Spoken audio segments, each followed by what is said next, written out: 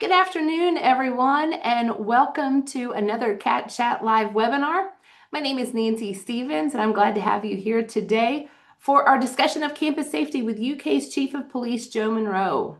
Before I hand things over to Chief Monroe, as always, I want to review a few of our housekeeping items, particularly if this is your first time catching one of our Cat Chat Live webinars. Chief Monroe has some slides to review with you all today. And when those are done, we'll move into a designated Q&A time. We'd ask that you please hold your questions until then. We suspect that we have anticipated many of the things you're curious about in the slides, but we'll take any of those remaining questions at that time. You'll use the Zoom Q&A feature to communicate with us today, and after the slides have been presented, we'll take as many of your questions as we can in the allotted time. We try to cap these webinars at no more than an hour because we know folks are busy and need to get on with their day. If you're not able to stay with us for the entirety of today's webinar, that's absolutely okay. It is being recorded, and the recording will be linked in the Cat Chat family community later this afternoon. If at any point you have questions, maybe after the fact, about your students' UK experience, we'll certainly leave you with contact information for UK's Police Department. But we want to remind folks that at any time you have questions, you can always email parents@uky.edu to receive personalized assistance from our team. We always like to get parent and family feedback, and so you'll see a link to a webinar after, or a link to a survey, after today's webinar. And we'd appreciate it if you take just a couple of minutes to let us know how the Cat Chat Live series is meeting your needs and what questions you still have. This is week 3 of our Cat Chat Live series, but we'll have more webinars to come. Next week, we'll be talking to the Office of Student Organizations and Activities about all the plans they have for K-Week and the ways that your student can get involved and plugged in and make the campus feel more like home. A week from today, we'll be connecting with the Office of Student Financial Aid and Scholarships, Student Account Services, and Financial Wellness to talk about all things financial. Then going into the following week, we'll do a little discussion of conflict resolution, how you can support your student in their relationships that they'll form on campus with roommates, peers, classmates, and so on. We'll look to academic resources as we get closer to that first day of class. And then we actually just added a new webinar to our series yesterday. We're very excited that UK's Vice President for Student Success, Dr. Kirsten Turner, will be joining us on the first day of class to answer parent and family questions, to share her reflections on Big Blue Move-In and K-Week. She's also sending an incoming student to UK, and so I'm sure she'll have some thoughts as a parent experiencing this herself. The links to all of these webinars can be found in the Cat Chat family community. If you'll be joining us live, you can go ahead and register there. If you're not able to join us live, you can always look for those recordings in the Cat Chat family community. I always like to put a plug in for Cat Chat and making sure that you're looking to that as one of your official sources of information for the university. We try to put a lot of good resources and information all in one place for you. So those are my housekeeping items. Now I want to turn things over to UK's Chief of Police, Joe Monroe. Chief Monroe and I have worked together for many years at UK. I think he's got me beat here by a few years, but we have had the pleasure of working together over the years, and I'm excited that you'll get to hear a little bit more from him today. Chief Monroe, thanks so much for being with us. Thanks, Nancy. Yes, Nancy and I've worked together for several decades. I am Chief Joe Monroe. I am the Chief of Police here at the University of Kentucky. I've been the chief going on 21 years. Been at the university for 32 years. And like Dr. Turner and some others, I will have an incoming freshman this year. So I'm in your seat as well. I'm excited to be the parent role for once. So it's very exciting to be going through the same thing that many of you on this call are doing as well. I want to talk to you a little bit about the UK Police Department. So our police department, of course, is the largest university police department in the state of Kentucky. And we're one of the larger police agencies in Kentucky. We have about 92 sworn police officers.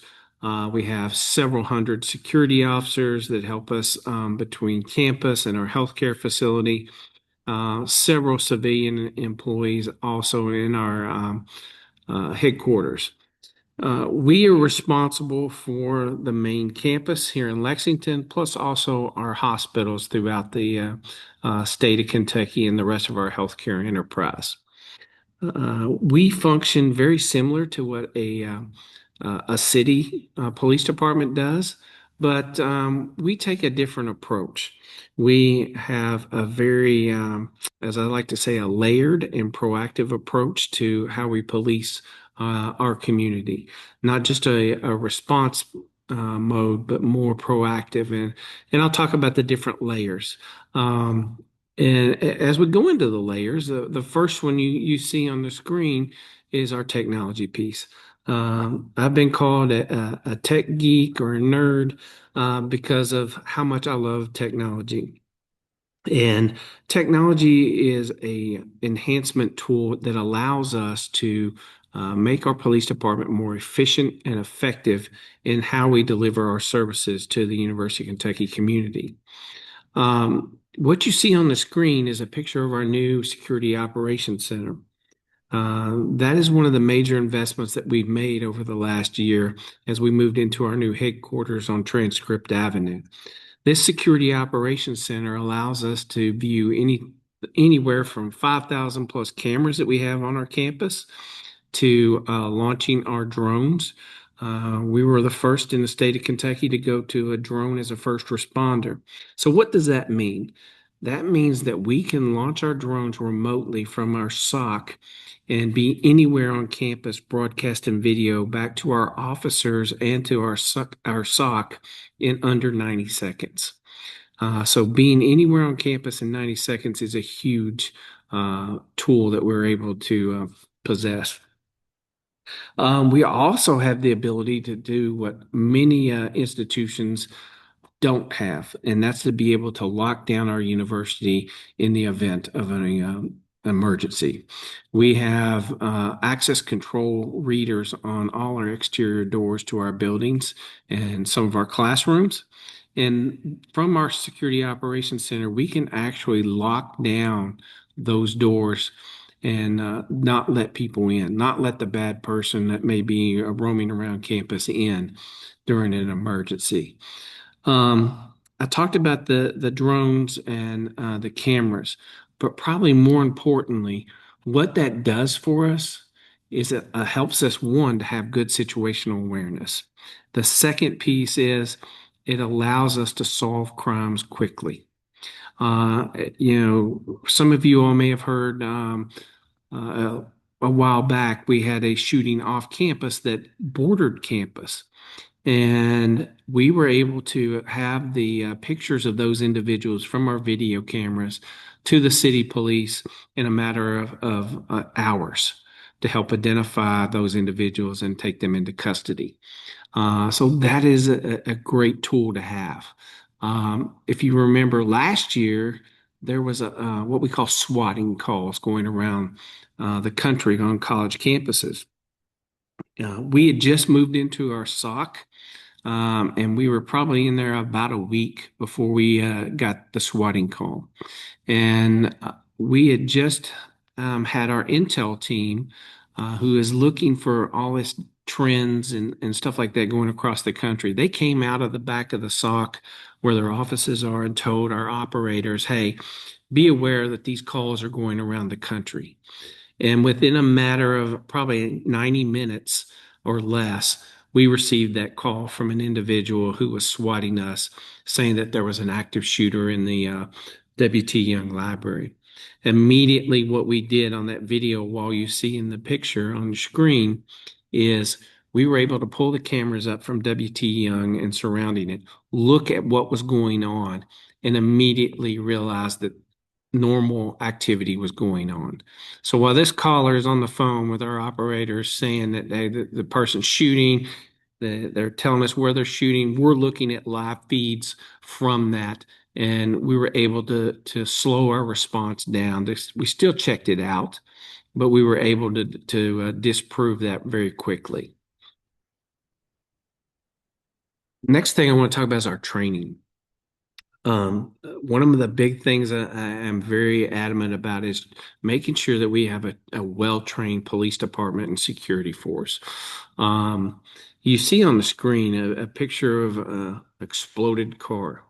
What that was is part of our training is I want to make sure we're prepared for different types of incidents that may occur.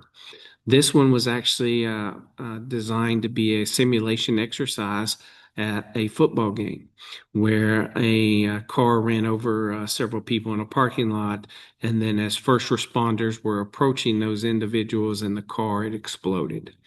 So it really gave us a chance to, and our partners, to test our response. This was the largest full-scale exercise that the university's ever conducted, and one of the largest in the state of Kentucky. We had almost 700 individuals that were involved in this exercise. It allowed us and our partners to test our response. It allowed the community hospitals also to see how they could be overwhelmed and how they would respond. Um, we have a very close relationship with all our public safety partners. And in doing so, it allows us to make sure that we have time to train together. Um, we also use what we call our virtual reality glasses. And these are glasses or goggles that we put on that put our officers immersed into a real life situation in a controlled environment. This helps them to de-escalate complex situations. It also allows them to figure out what is the proper use of force or not use of force. And it really prevents a lot of the stuff you see on TV that police officers may be not trained effectively on. So we spend money on training our officers and making sure that they have what they need. One of the other things that we do is we make sure that our police department is the leader when it comes to crisis management and preparedness. We take pride in making sure that we train our officers as well as we help train the community here at the university. We provide them resources on, hey, in the event this happens, here's what you need to do. So, a lot of times I get asked, why is there a police department on a college campus? Why is there a police department at the University of Kentucky? Well, one of the things is we have an open campus. We are a state institution, so we can't prohibit individuals from coming onto campus because we are public property. So, UK is a very open campus that's set right in the middle of downtown Lexington. So there's no walls, there's no fences. And you look, we have with our healthcare enterprise, we have tens of thousands of people daily transversing our campus. We have one of the busiest highways cutting right through the middle of campus.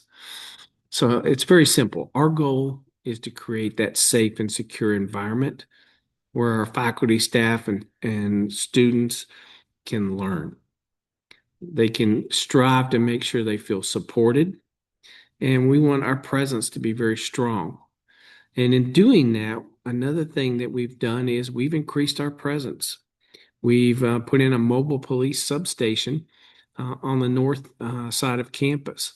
And now we staff that and house it 24 hours a day, especially very much during the weekends, especially this fall semester when students are first coming to campus and trying to find their niche, so to speak, on what they're going to do in the evenings.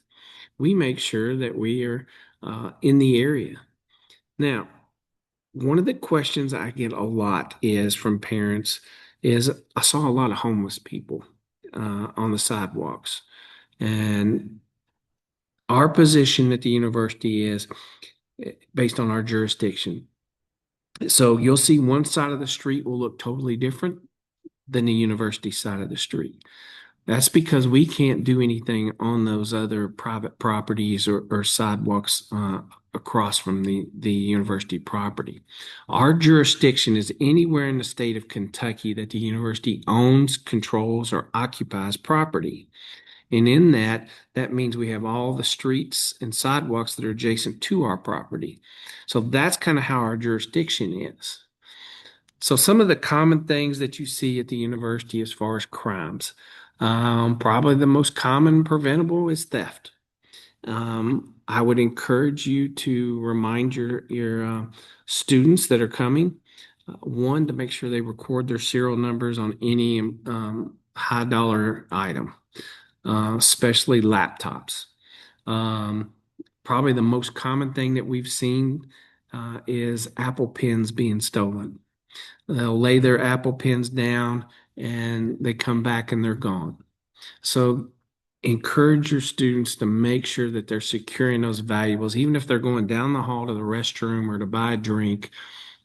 Make sure that they have somebody watching that property for them or they're securing it, so it can be prevented from being stolen. Other things are bikes. That's probably another most common item that is a theft. We've taken a large investment in putting more cameras on our bike racks, but we need help from the students to make sure that they're locking their bikes properly, they have a good quality lock, and that they are securing them. A lot of times the students won't take the time to secure the bike properly, and they'll come back out and one of the wheels will be missing, or the bike itself will be missing. Those type of things are preventable.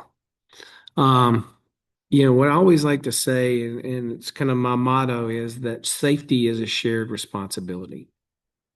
And while the police department provides different tools and resources and support and assets, it's the individuals on campus, the faculty, staff, and students that play that key role in helping reducing the opportunity for thefts. And they can do that in various ways. One, securing those items. Two, reporting things that don't look right. If somebody is in a building that shouldn't be or looks suspicious, don't be afraid to contact us. And I'll talk about some of the ways you can contact us later on here in this slide presentation. The next thing that I get asked a lot is about UK alerts and our Cleary Minger responsibilities. Um, you have, as a parent, the right under federal law to look at every crime that is reported to us as well as to what we call campus security authorities. And that could be RAs, it could be instructors, coaches, uh, professors. All that has to be reported through the Clery Act. We collect that data and publish an annual report every year that's available on our webpage. So you can go in and see it for every campus that we have across the state of Kentucky. Now, one of the things that people wonder is, well, how come you didn't report this incident or that incident? It's real simple because we don't have Clery jurisdiction or required to report that under the Clery Act. The Minger Act is a Kentucky law. Clery is federal. Minger is a state law that addresses campus crime reporting as well as fire reporting. Um, so the purpose of these laws is very simple: transparency. I am very big in transparency because, in my opinion, the more transparent we are, does it open us up? Yes. But does it hold us accountable? Yes. And that's how we earn trust from our constituents is transparency.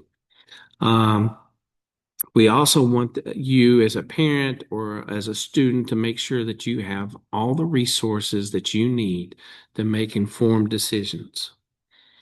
So I talked about not every crime gets reported in a crime bulletin, and it's because there's different factors or different requirements or parameters that say what goes into a crime bulletin. And those sometimes may be vague for a specific reason. They may be under investigation, or it may be that we're trying to protect the victim or survivor of a sexual assault. The next one you see is the UK alert. This is where a lot of confusion happens between UK alerts and crime bulletins. So a crime bulletin talks about a crime that has occurred under the Clery Act that we need to inform our campus community. UK Alert is something that has happened that requires immediate action. So you see more crime bulletins go out than UK alerts because a UK alert is you need to take some action immediately. And we tell you what is recommended when we issue those alerts. The crime log, I've talked about the crime log about being our one of our methods of transparency. But you see an example on the screen of how our crime log is. That's also available on our webpage. I talked about the crime bulletins, or also known as timely warnings, and how they differ from each other. Um, just because we put something out doesn't mean the campus is not safe. It's because we're required to put it out. There may be times that we put out a crime bulletin but don't have a police report on. And that's because the individual, the victim, or the survivor does not want a police report and they don't want to pursue charges. But under federal law, we have to report that. And that's sometimes what you see in a crime bulletin. There may not be enough information to put out. The next thing I talked about was the UK alerts. You see on the screen how we deliver those UK alerts, everything from email to phone, text messages, our digital signage program, our blue emergency phone towers. I'm going to come back to that and talk more about that in a second. Social media sites. And then we have what we call our Safe Zone app. And that's an app that can be downloaded from your student using their UK email address. And then we have our web page as well available. Those blue phone towers that we see, what we did several years ago is we did a study to see how effective those were. We only had about 3% usage of those towers. And at the time, I polled uh, groups like this parents group and found out that the parents wanted them. And so what we did was we looked at how can we maximize our dollars for these emergency phone towers that are very rarely used for calls to the police department. And we found out that we could put cameras on them. We could put notification speakers in the top of them, where it allowed us, when we push out our UK alerts, that a voice comes out of it telling that individual what the action needs to be taken through the UK alert. So those towers now are multi-layered approach as part of our security technology program. Um, so what should your student know about safety? You see on the screen there several different things. One, and probably the most important, you see bold there. Safety is a shared responsibility. We can't always be everywhere. And that's what takes us to that second bullet talking about be aware of your surroundings. If it doesn't look right, doesn't feel right, then it's probably not right. So you need to look at leaving that area. One of the things that we stress is please communicate with us. And you can do that through the Safe Zone app. They can contact us with tips or how they may not feel safe and they need assistance. They can do it quietly through the app, or they can essentially push a panic button that will help us locate those individuals if they have their location services activated. That kind of brings us to that Safe Zone app. And you see on your screen kind of what the Safe Zone app looks like. The Safe Zone app is a tool that empowers our students, faculty, and staff that have a UK email address. It gives them a tool right in their hands because most people always have their cell phone available. Just with one tap of that, they can, request emergency assistance or ask questions that, a non-emergency question. It also allows anonymous reporting and can have the ability to do a virtual police escort through a program we call our check-in timer program. And so by doing that, that student can get that late night virtual police escort. We're working with different technology providers to see how we can even enhance that more with integrating it with our cameras and our drones to see that we can actually walk that individual using cameras or our drones. So that's the what we call our future of where we're heading. Um, and like I said earlier, it's a layered approach that we're going with. You see on the screen that the Safe Zone app is something I highly encourage your student to download. As we know, it's not the fancy bells and whistles social media site that most of our students are looking at. My students are usually on TikTok or Instagram, and or what's new in threads. And so this is something that really is important for their safety, and it has to come from the parents as well as their peers. So we really push this a lot with the parent groups to make sure that you can help us get them to download it. It just takes a couple minutes to register, and it's a very easy process. Um, Now, you as a parent, how can you stay involved and get information? So you can text UKY family to the number you see, 59713. And what that will allow you to do is to be able to receive text alerts. And once you're registered, it'll stay active for 4 years. So you only have to do it once. This will allow you to get this information. Now, I will say though, some parents don't like getting woken up in the middle of the night when an alert goes off. Some do. But unfortunately, technology does not allow us to have you the ability to download the Safe Zone app because it's tied to their University of Kentucky email. And we're working to see what we can do to help with that as well. The next one is get involved with UKPD. We offer internship programs for students. We have our Citizens Police Academy. We have ride along programs where they can come and learn about the police operations. They can meet the police. Then this fall, we've launched our public safety fair called Wildcat Ready. And this is a day you see on your screen, September 10th, that will be providing a lot of information and interacting with the students on different technology and resources we can provide to them. We also do active aggressor training.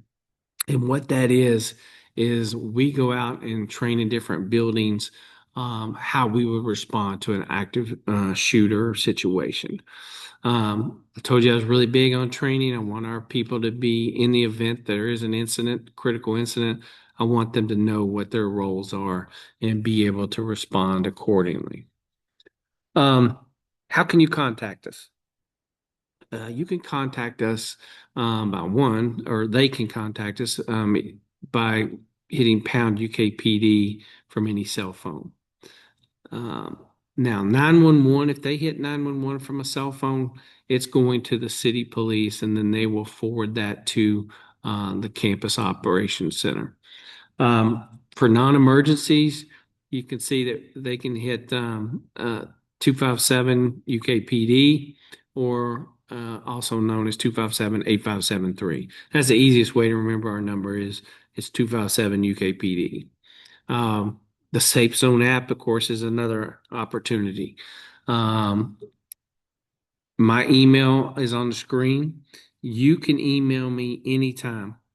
If you have questions, you want to know the answers to something, and probably more importantly, what I spend a lot of time doing is your student may hear about something.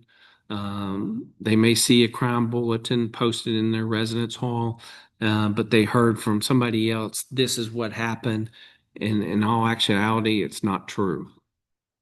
When people, it's kind of like that old game we used to play in grade school, is you would tell person number one a secret, and by the time it got to the end of the line, the secret was nothing like what was originally told. And that's usually what happens is there's different rumors, there's different stories being told. If you want the true story, the reality of what has happened, I will give it to you. I won't tell you names or any specific facts that may identify somebody, but if you have questions and don't feel like you're getting a straight answer from your student or concerns, please email me. I don't want you laying awake at night worried about your student. I will answer your emails. A lot of times, I'll pick up the phone and call you and talk to you about it. Um, so those are kind of a real quick overview of the police department, and I want to open it up for questions now. So. Um, Feel free to shoot some questions my way. Thank you so much for that great overview. As Chief said, feel free to use the Zoom Q&A to ask your questions. Our first one just come in. It says, my son has tried to sign up for the Safe Zone app, but is receiving an error code. Is it not active for freshmen until August? My suspicion is there may be something else going on there.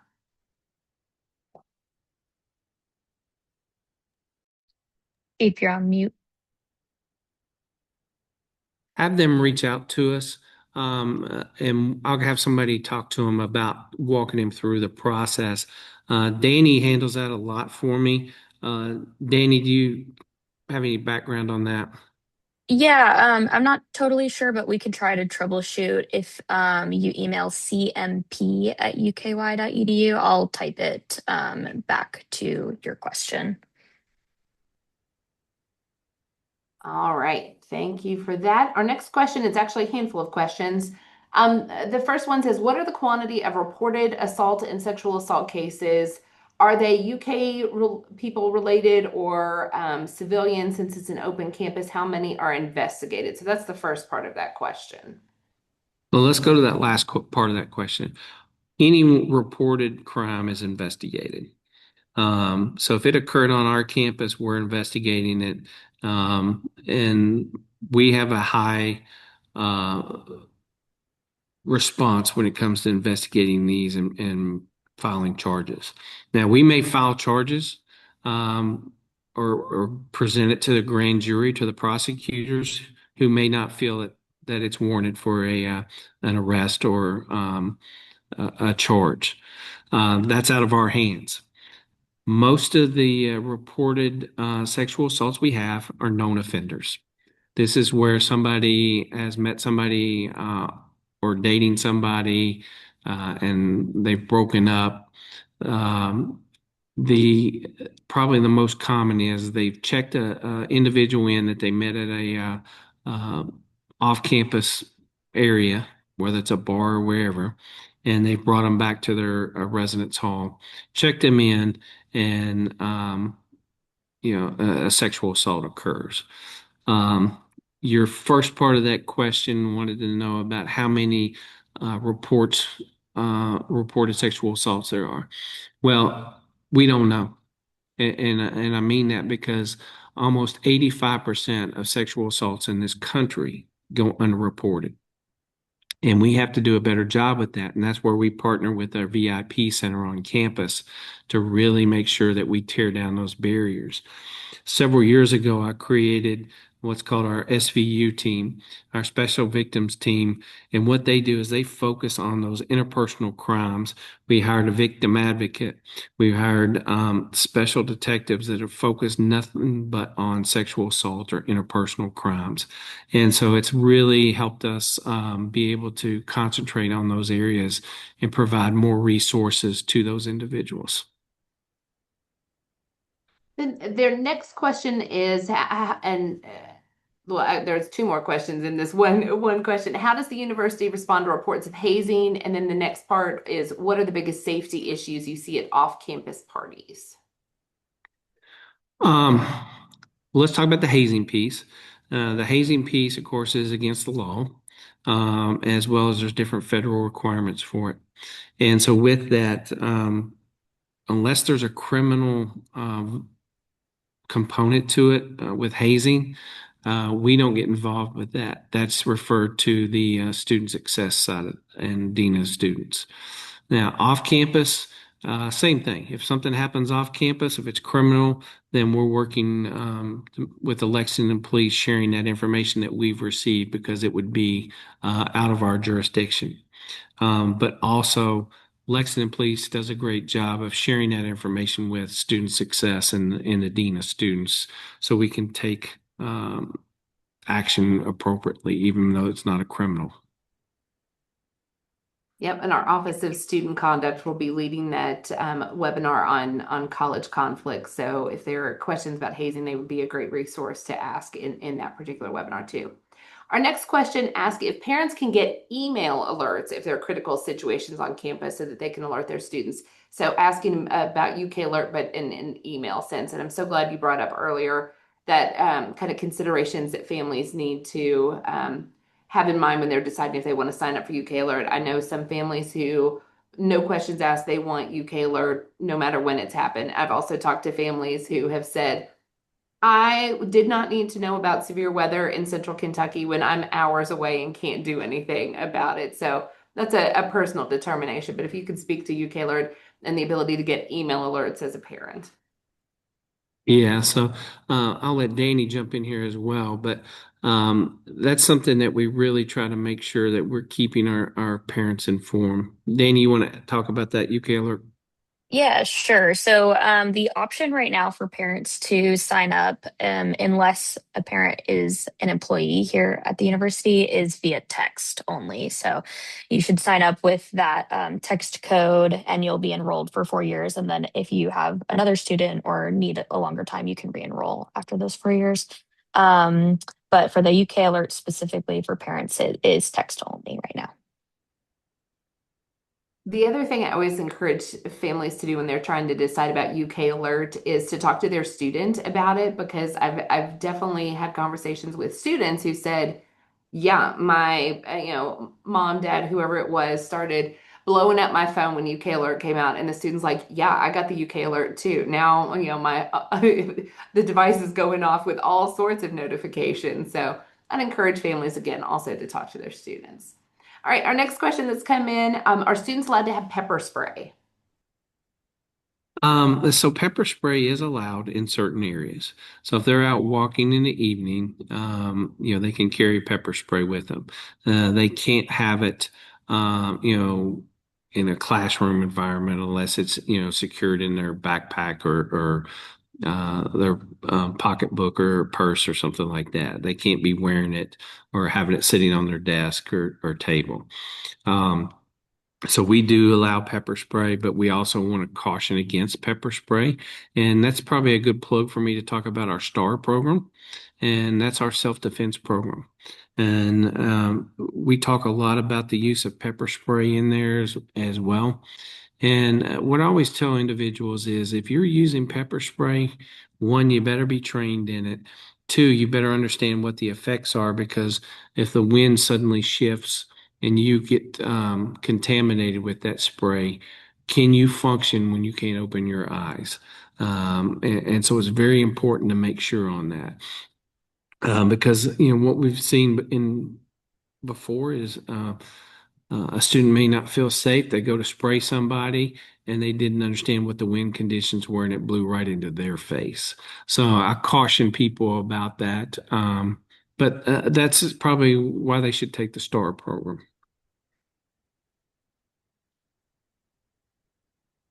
Folks, if you have other questions, you may be typing right now, trying to get them in. So we'll give you another few minutes for that. I will say that I so appreciate the information that you all share with me to get out to parents and families through the Cat Chat family community. So when we see dates for STAR classes, when we have campus safety messages, we make sure that those get out to families through the Cat Chat family community. Our next question that came in asked how students can sign up for the STAR program. Sure. They can go to our webpage that we've listed on there before. Actually, Kate just put it in there. They can jump on that webpage, see when our next class is. We'll be hosting several of them in the fall, and it doesn't cost them anything. It's a free class that we offer. And we have encouraged, if you're local and you want to take the class with them, that's perfectly fine.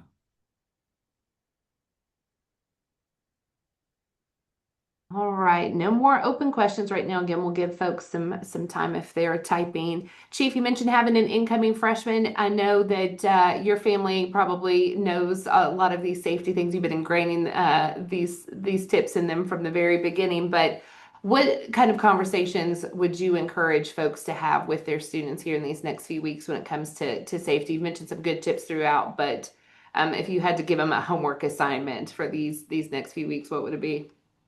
Yeah, I would say that the probably the most common is we can give our students this information, um, but they're going to probably not retain it because they think they know everything, and that doesn't apply to me, mom. That doesn't apply to me, dad. But trust me, they need to know this information. I drill it into my son's head on a regular basis to the point of it, he can almost recite it.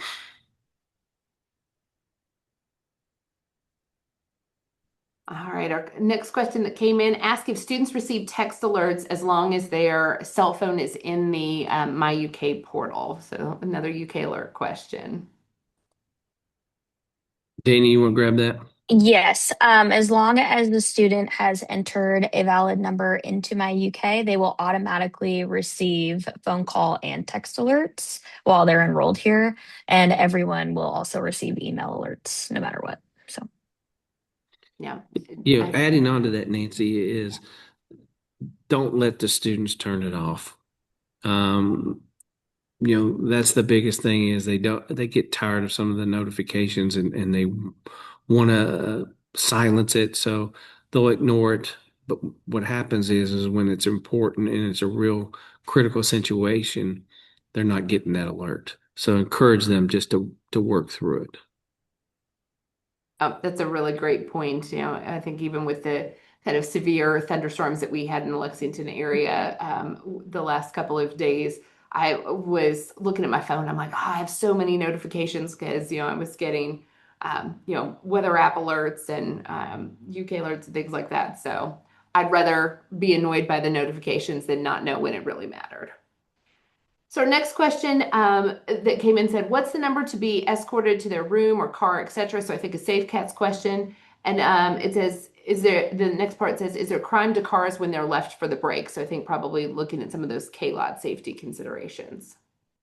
Yeah, so one of the things that we do during that break period is we increase our presence in those parking lots. Because nobody's in those lots, and it does create an opportunity that's very inviting for criminal activity. The other thing is we started leveraging more technology over the last couple of years with cameras and using AI to detect individuals that may be in those areas. Um, so that's really helped a lot on that aspect. So then their other part of the question was about Safe Cats. Yeah, so Safe Cats is a free program that we partner with the ROTC cadets on campus and offer a student ROTC cadets who will walk an individual or golf cart them around campus at night if they feel unsafe. And for that, they can go to our webpage. All that information's on our webpage. And if they can't get a hold of somebody, they can always hit pound UKPD on their cell phone and get right to our ops center who can get them connected.